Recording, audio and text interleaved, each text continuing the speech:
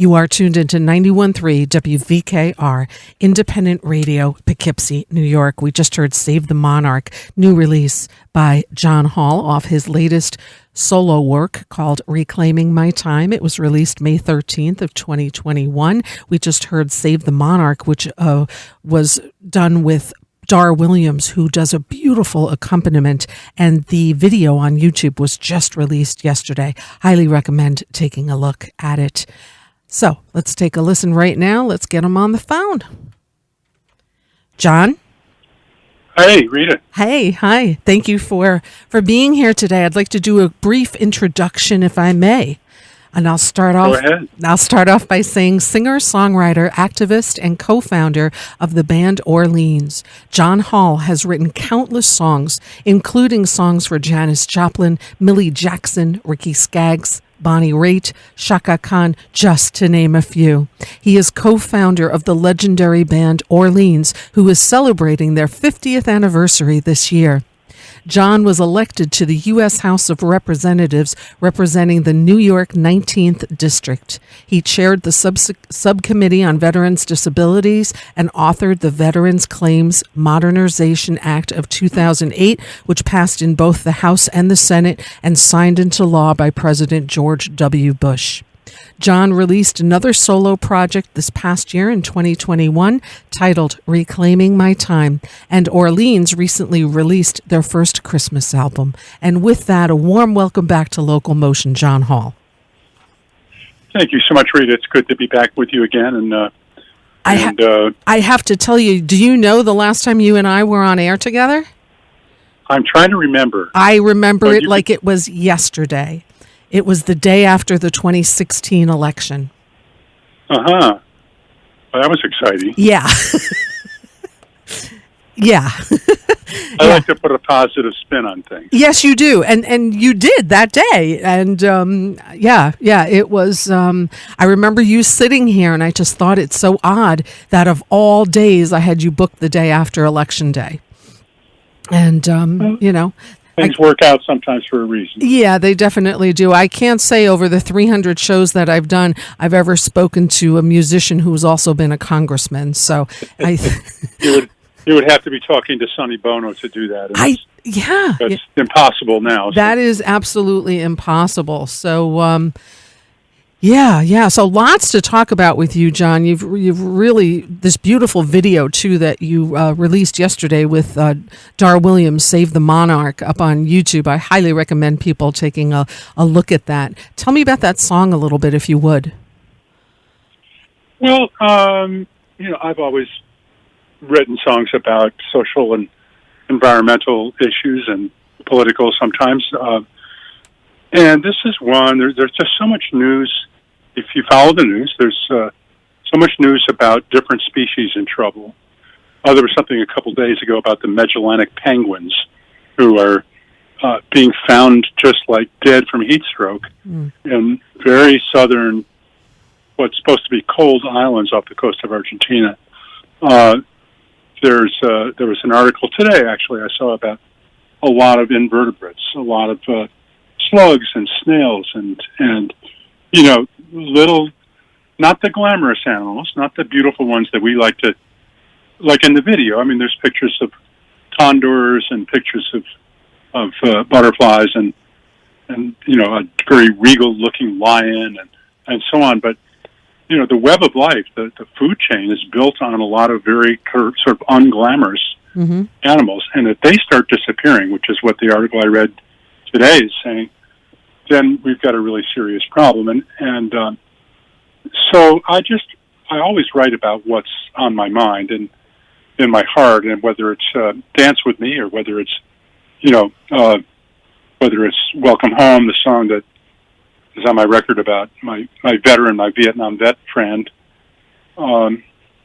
it's just whatever topic is on my mind. So I wrote this song as a prayer, as a hymn.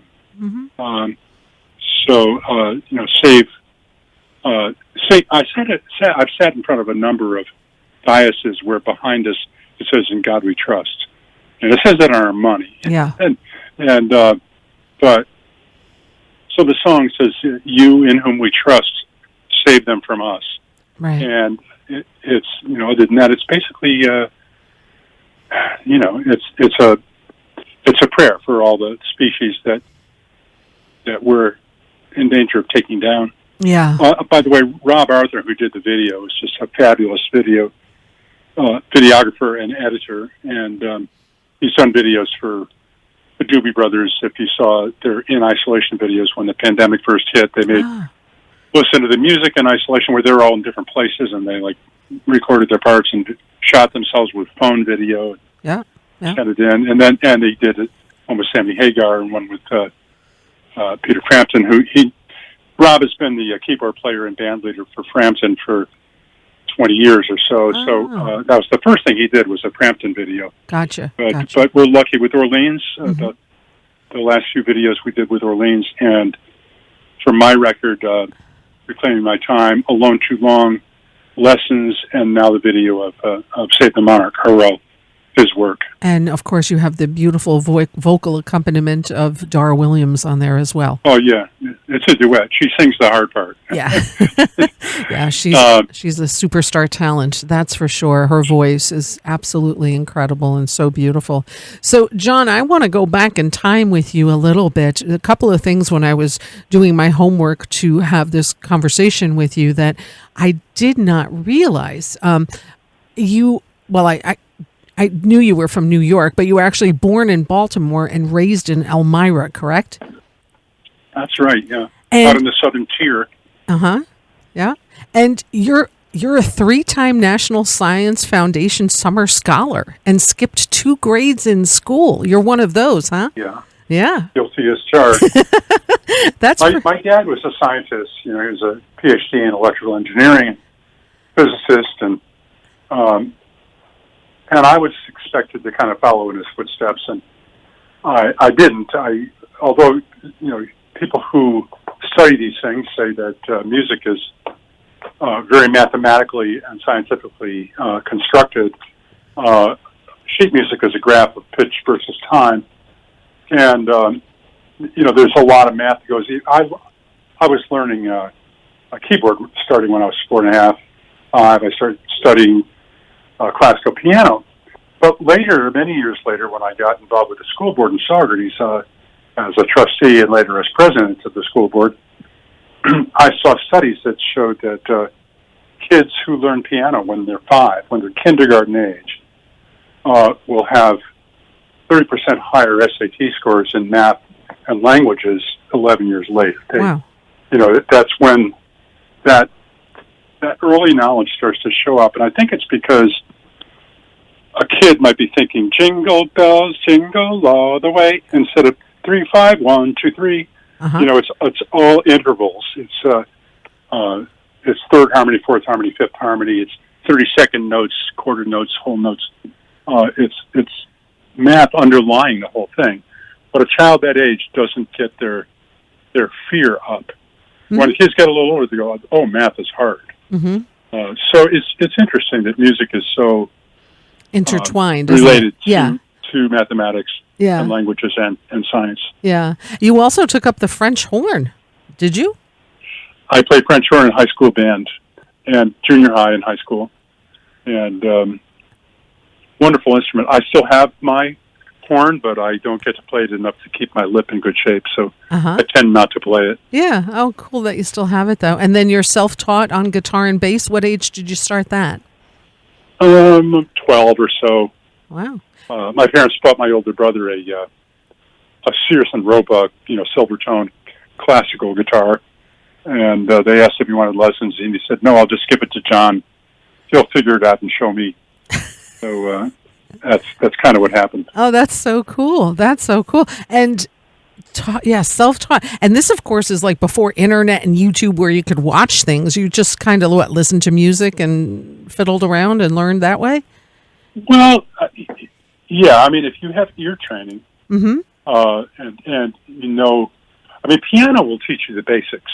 Right. If you'll know melody, harmony, scale, different scales and different keys, major and minor, and so on, and so I knew which notes went together to make a chord, and you can fiddle around on a guitar and find them.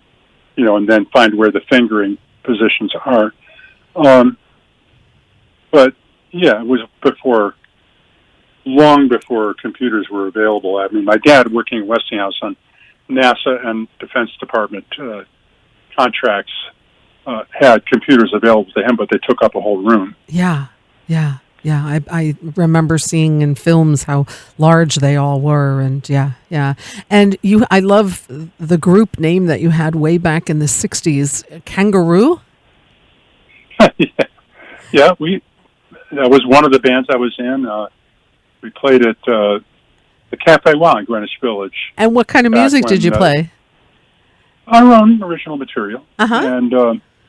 And it was kind of rock, it was influenced by everybody from the Beatles to Cream, it's a hodgepodge of things. And the guitar player from that band, Teddy Spilios, and I came from playing a gig in Washington, D.C. at Georgetown, jumped on a Greyhound bus and took it to New York City and wound up putting a band together there.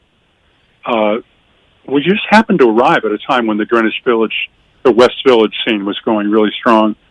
When we started playing at the Cafe Wa, the Love and Spoonful, John Sebastian and company had just left the Night Owl Cafe to go on the road after, I think it was Do You Believe in Magic was a hit. Wow. And the band that replaced them was James Taylor and the Flying Machine. Oh, my goodness. Danny Korchmar on lead guitar and Joel Bishop O'Brien on drums. And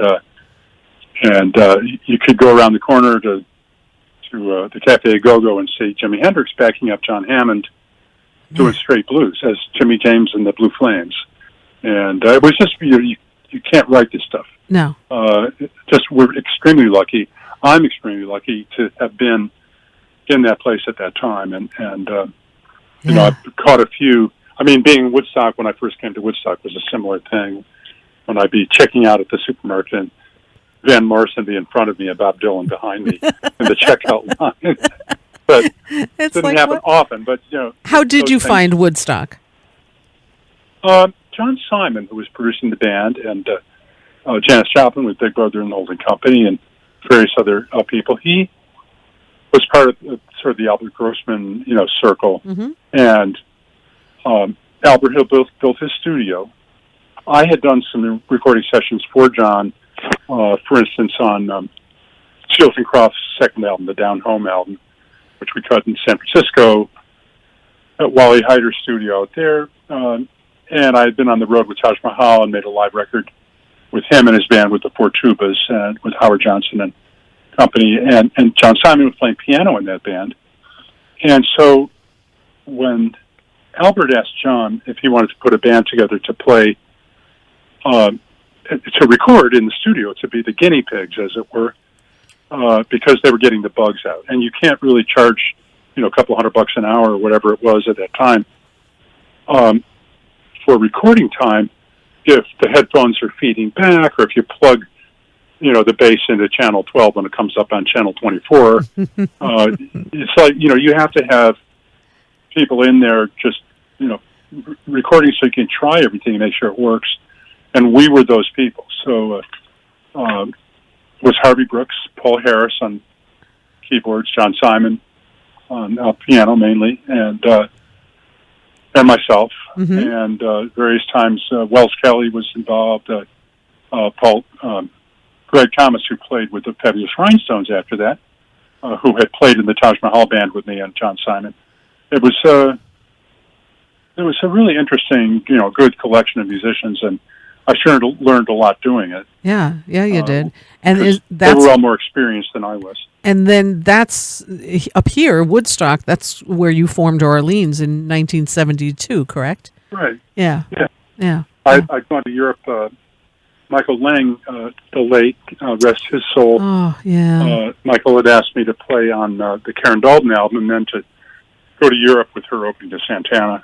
And we did that. When I came back from that tour, I was thinking I'd really love to have my own band. Johanna and I were writing songs already, a lot of songs. We had Janis Joplin cut Half Moon, and a few, I think Millie Jackson had cut Toothpaste World, and we had the Times had done Miss Grace, and we were really excited about that. And I thought, well, how about we put together a bunch of really good musicians and do our own material? And so the personnel changed. I was playing at the Cafe Espresso, and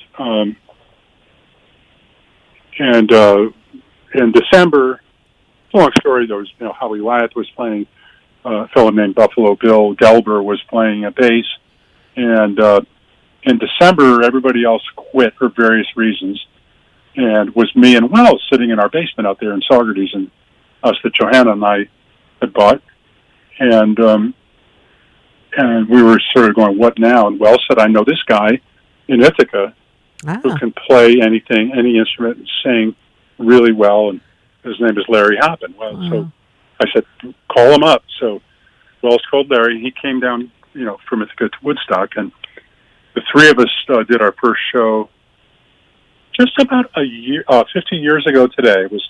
It was late January of 1972. We did our first show under the name Orleans. Wow. And where was that first show? I think it was in Oswego. Uh-huh. It was a college town up north. Yeah. And and we had a good show that weekend, and the promoter wanted us back again. Tell me about the name. How'd you come up with Orleans? We were playing, in addition to some reggae and some R&B covers. We didn't have enough of our own songs yet to do a whole evening. So we were covering some songs, and we were covering Alan Toussaint, Mater's, Neville Brothers tunes, New Orleans influenced stuff. And so that, Wells, one day we were sitting around trying to think of names, and he said Orleans, and Larry and I both went, okay. And that's what it became. And because we had that weekend, we had a good show, and they couldn't book us again without using the same name, or people wouldn't know to come back. And so we were saying, well, if we're going to change the name, we better do it soon. And we never did. You never did. So it took on its own meaning. And then you recorded some of the musics that'll stay around for hundreds of years to come. And let's hope so. Yeah. Oh, I think so, John. I think so. I mean, look at Dance With Me, Let There Be Music, Love Takes Time, Reach, and Still the One. And oh my goodness, come on. Those are American iconic songs that we're still hearing. And not for nothing, my kid goes to college, and those kids now are listening to music from the 70s and 80s. They know all the words to every 70s and 80s songs. And interesting phenomenon. It's they grow up with it. I think that it's accessible in a way and melodic in a way that some of the music being made today isn't. But that's my own old fogey attitude. Right. And you also have done so much work to help the betterment of humankind as far as your activism is concerned. When did all of that start for you? I know you were active in Saugerties and founded some organizations. Tell me about when all of that started, or was it always there? Well, I was thinking the other day about when I was living in Johanna and I were still living on the Lower East Side of Manhattan, and I was playing in Kangaroo, or maybe it was a little bit after that band broke up. I took part in the benefit for victims of the famine in Biafra, Africa. And, unfortunately, many famines ago. But there was at St. Mark's Church on 2nd Avenue in the village, in East Village, there was this benefit that I know Joan Baez played it, and I know Hendrix played it, and I did a few songs, and it was that's the first one I remember. Mm-hmm. That was a benefit concert for a cause, and then there were a series of others. The ones that really kind of changed me were getting involved with the No Nukes movement, and my next door neighbor Jan Asquith, who had served in Vietnam and came back injured but very capable, and serious guy, fun guy but also serious guy. He came over one day with a stack of paperwork and said, about this nuclear plant in Cementon on the west bank of the Hudson, about 6 miles north of Saugerties. And I said, no, and he said, read this. And he was the kind of guy, when he said read it, I did. And I wound up going to hearings with him, the Nuclear Regulatory Commission of the federal government and the New York State Power Authority of the state government were having these joint sessions and hearings to take public comment, supposedly. But I came to the conclusion pretty quickly that they were not listening to the public comment because they'd already spent $150 million of ratepayer and taxpayer money buying the property, putting in the meteorological testing tower, and the roads and the surveying stakes for where the reactor was going to be, and also contracting with Babcock and Wilcox for the nuclear plant itself, and putting down a pretty large deposit on it. We're talking, hundreds of millions of dollars of commitment when they supposedly hadn't gotten a permit yet, and were listening to what the public had to say. So I came home from one of those hearings kind of depressed, and in the middle of the night, Johanna and our daughter were sound asleep, and I went downstairs, unable to sleep. I went downstairs and sang, "Just give me the warm power of the sun. Give me the steady flow of the waterfall." I sang the chorus of Power. Give me the restless power of the wind. It was all about alternative energy, renewable energy, and then I could go to sleep. And Johanna and I wrote the verse the next day, and that was the first. I started to really connect into not just environmental stuff, but in this case, safe energy, anti-nuclear, but also very pro renewable energy, and was involved with a group called Mid-Hudson Nuclear Opponents. A bunch of folks were based in Poughkeepsie and Kingston, and up and down the valley. And we did fundraisers for them, and then a concert for the Karen Silkwood Fund. Anybody who's seen that movie Silkwood or read about Karen Silkwood would know who she is, and so we did a fundraiser. I think it was the Palladium in New York with Jackson Brown and Bonnie Raitt, and I think James Taylor and Carly Simon were there, and Jesse Cullen Young, and so on. And it was very successful, sold out fundraiser. And after the show, we were all sitting around going, "Now what?" And I said, "Let's call everybody we know and go to Madison Square Garden." And we did. And wound up, selling the first night out really fast, and added another 5 nights, and including a couple nights with Bruce Springsteen, with Crosby, Stills and Nash, with Tom Petty, with a lot of other folks added to the original contingent, and so that was how the whole Nanoose concerts happened, and the movie and the record that came out of it. Right, and that was 5 nights at the Garden. Yeah. Wow. Yeah. And you also have a gold ticket. Yeah. I have a gold ticket from Madison Square Garden for selling 100,000 seats. Wow. I think we all. I mean, the 4 original members of the board members of Muse, Musicians United for Safe Energy, were Jackson Brown, Graham Nash, Bonnie, and myself, and I think we each got one of those. The golden ticket, like Willy Wonka. I wish I could say it was for playing basketball. But anyway. But it wasn't.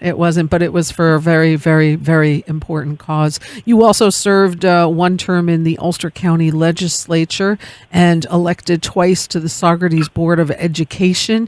What made you decide to run for Congress? Well, I had moved to Nashville, which I've done a couple of times. In fact, I'm calling you from Nashville now.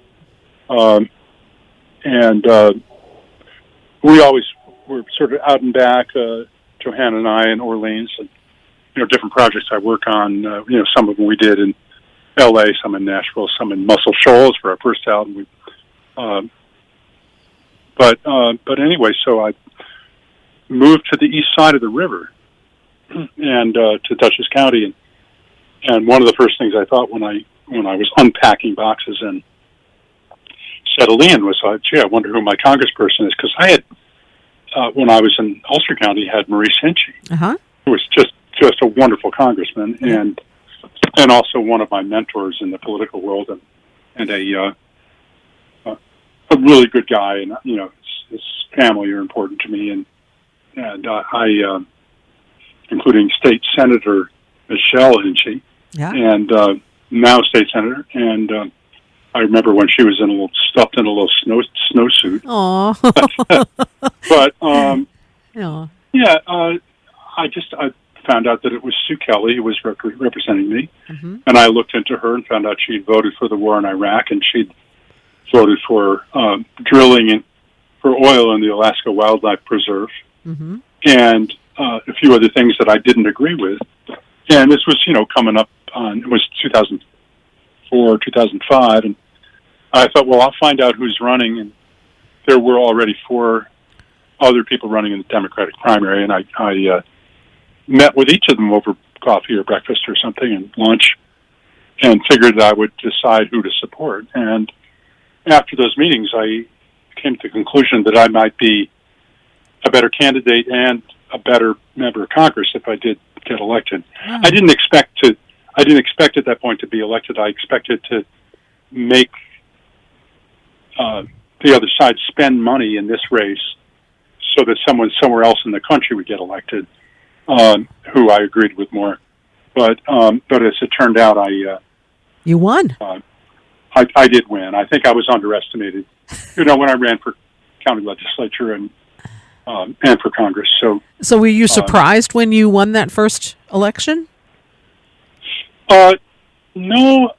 I mean, yes, I was surprised and I was pleased, but I knew we were doing pretty well. Mm-hmm.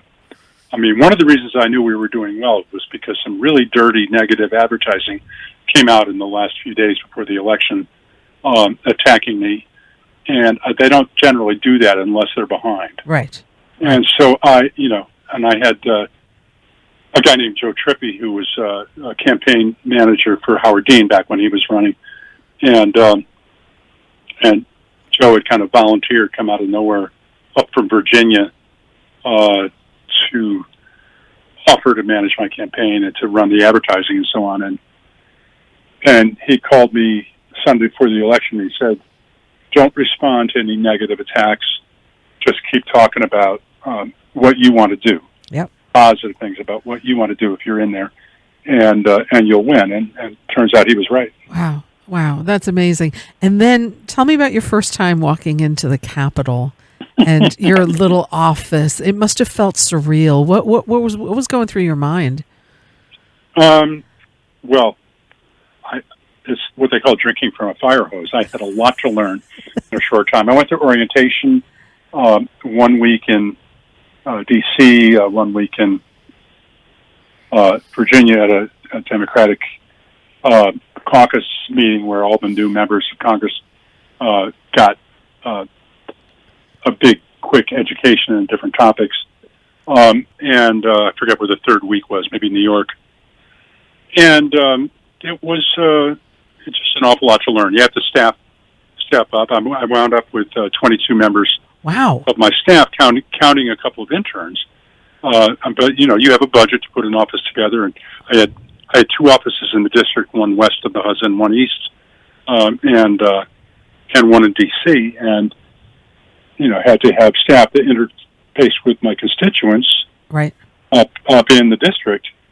And in Goshen was one, and in Putnam County was the other, and in D.C. was the staff that would do legislation and work on, finding out what's behind every bill that I may have to vote on, or helping me to draw up the bills that I wanted to propose. And I was fortunate to get Gene Bordewick, who was a Red Hook resident, who had before that been Chuck Schumer's state district staff, chief of staff. Yeah. And so she was my chief of staff in D.C. for the first term, and then Susan Spear, who lives in Putnam County, Putt Valley, I believe. Now she was my second term chief of staff, but really, really capable people who could bring me, instead of my having to go through hundreds of resumes right. For the other positions, they would go through and say, here's what we think are the top 10 applicants, and here's why.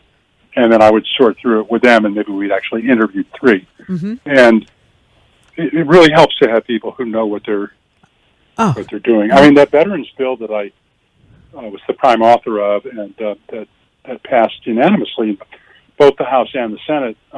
That doesn't happen much anymore. Unfortunately not, but I think it could. I think there needs to be a serious effort on both parties' sides to look for common ground. Yes. And, I think with the infrastructure bill it happened. Mm-hmm. But there needs to be more of an effort made in that direction. But anyway, one thing that was left out of that bill was a piece that dealt with PTSD that said that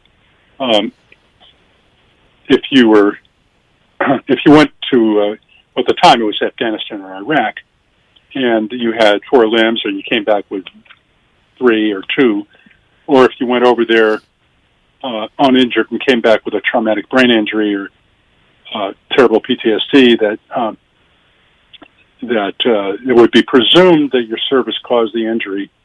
And the bill that passed actually was signed into law did that. It did all of that for the physical injuries, for the traumatic brain injury, for the amputations or, losses of limbs, et cetera. Mm-hmm. But the PTSD piece had to be left out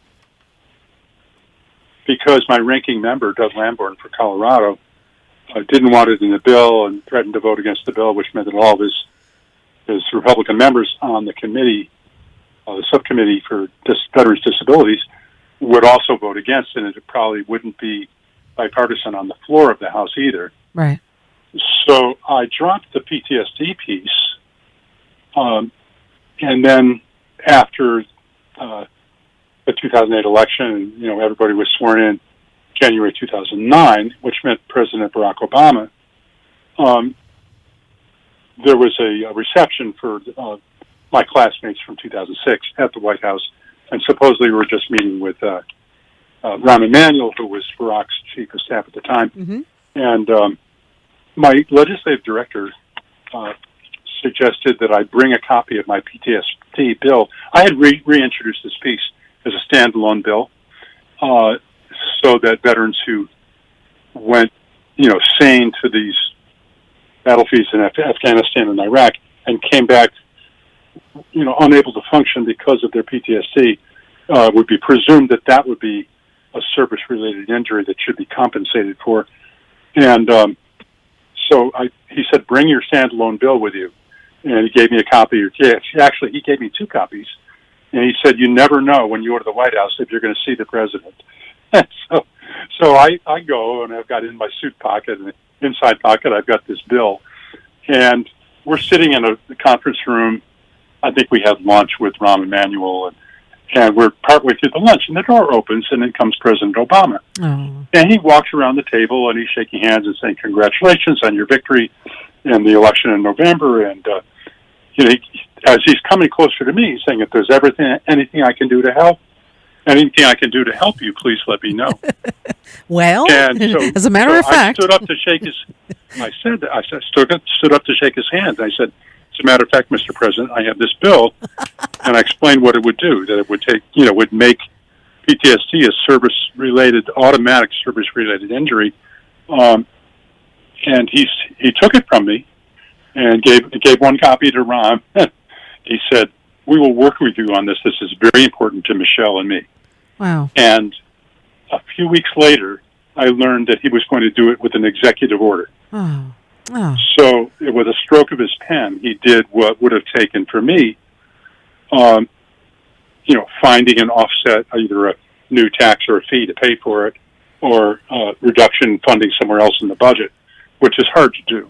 Right. This was something most people don't know. When the Democrats were in the majority, when I was there, and Democrats were in the majority, we had a pay-as-you-go rule where you couldn't even get a bill to the floor of the House unless it was paid for. You had to either have an offset somewhere else in the budget, or you had to have a new revenue source. And so it was hard, actually, to get things funded without raising. I mean, we were trying not to raise the national debt or the deficit. Right. And it's funny how that went away when Republicans took the majority again. Right, and now they're worried about the debt again. So, yeah. Of course. Yeah. But I'm just really glad that, by a stroke of his pen, the president was able to do that so that I didn't have to go find those offsets and so on. Well, John, you impacted many lives by doing that and having that in your pocket at the right time and just the circumstance on which that happened. You affected countless lives. So I thank you. And my staff. Yeah, and your staff. Having the right staff, I was saying, is so important. It is. Yeah. If I didn't have somebody there saying, take your bill with you, you wouldn't have done it. You never know how many times you'll get a chance to present it. So, So yeah, it's an incredible. The whole thing, I wouldn't trade for anything. It's difficult. It's a really hard job. Yes.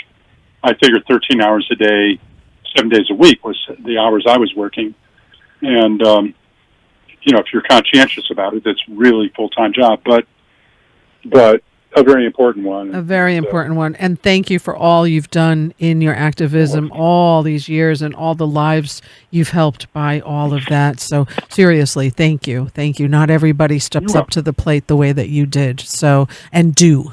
So thank you for all of that. And and it's so cool that you have... Music, by the way, is not all political. No, it definitely is not. Right. Yeah. Right. No. And how exciting, though. How many people can say this 50 years? Now it's your 50th anniversary with Orleans. You guys are touring a little, or what's going on with... Yeah, we're playing this week in... Friday night we're playing at a casino, the Soaring Eagle Casino in Mount Pleasant, Michigan. With Air Supply.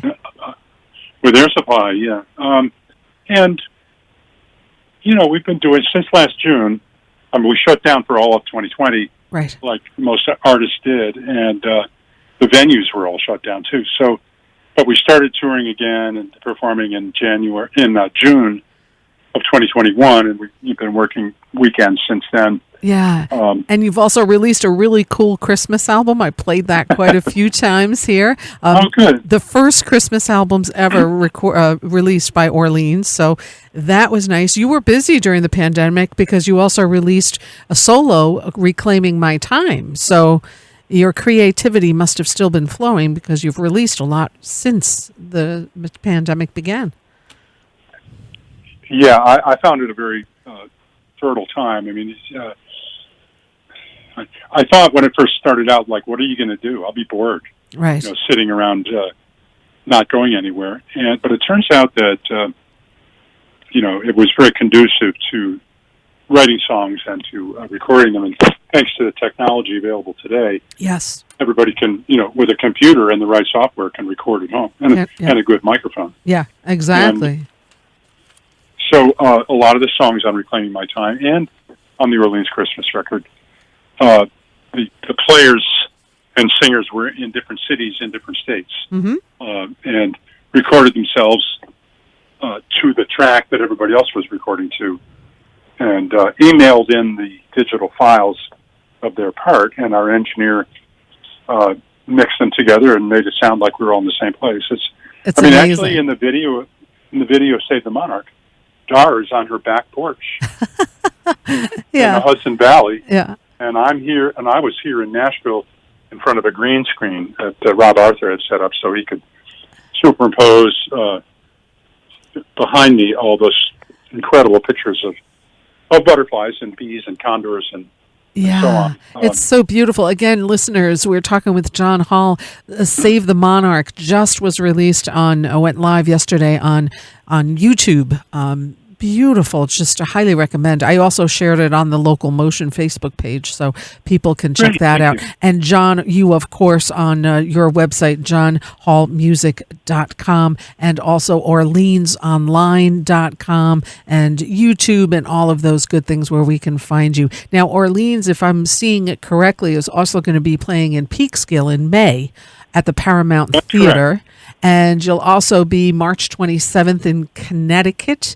You'll be in North Tonawanda, New York on the 26th. So you definitely have some dates, coming up here in the Hudson Valley, as well as kind of in the Midwest. I know you've got Indiana coming up and all of that. Orleans Online, 50th anniversary. I mean, that's definitely something to celebrate for sure. So I hope you guys have fun when you go out and play. And this weekend, too. How much fun, right? So it'll be fun, and we're actually working on our 50th anniversary album. So perfect. hopefully we'll get that out this year. Oh, I hope so too.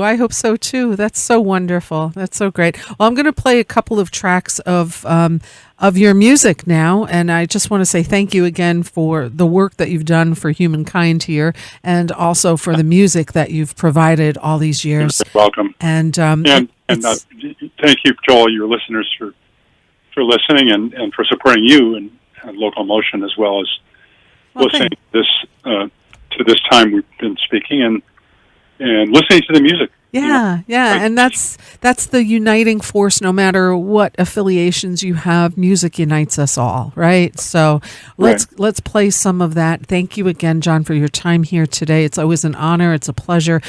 Stay safe, travel well, and I hope to catch you at an Orleans show sometime this year. Excellent. All right, John. Thanks, Rita. Yeah, no problem. Thank you. Take care. Bye-bye. Okay. Bye. 91.3 WVKR Independent Radio, Poughkeepsie, New York. We're going to play another tune by Orleans and then play some of John's solo work, John Hall. Let's take a listen right here, right now. You'll know this one. I promise you will. Orleans.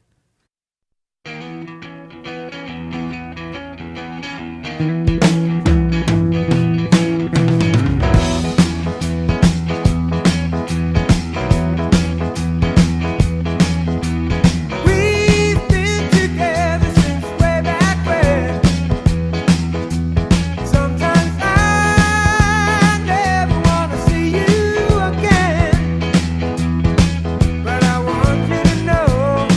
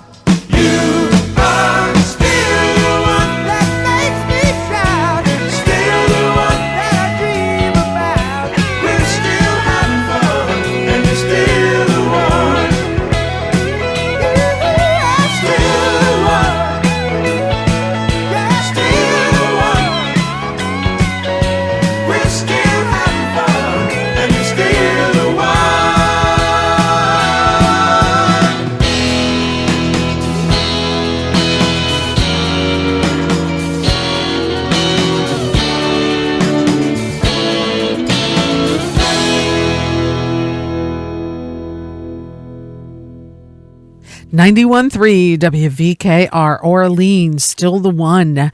John Hall, today's guest on Local Motion. If you missed that interview and conversation, you can check out the Local Motion YouTube page. Just subscribe to Local Motion or the Facebook page, and I'll be uploading that interview with John tonight. I'm going to spin another tune or two, but first it's time for musical happenings. This is what's happening in and around the Hudson Valley. Alphabetical order. All venues mentioned have COVID safety protocols in place. Please check each one individually before you go.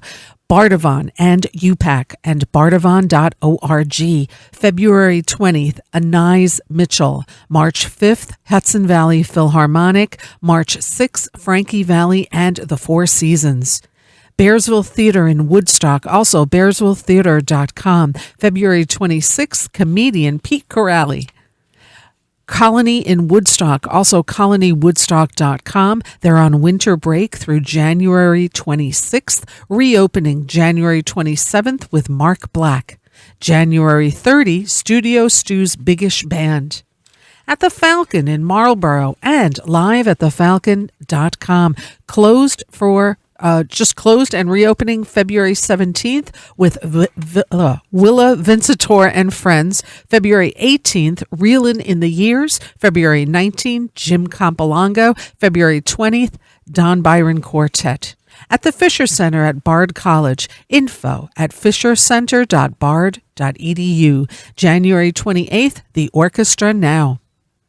Howland Chamber Music Circle at the Howland Cultural Center in Beacon this Sunday, January 23rd, pianist Roman Rabanovich.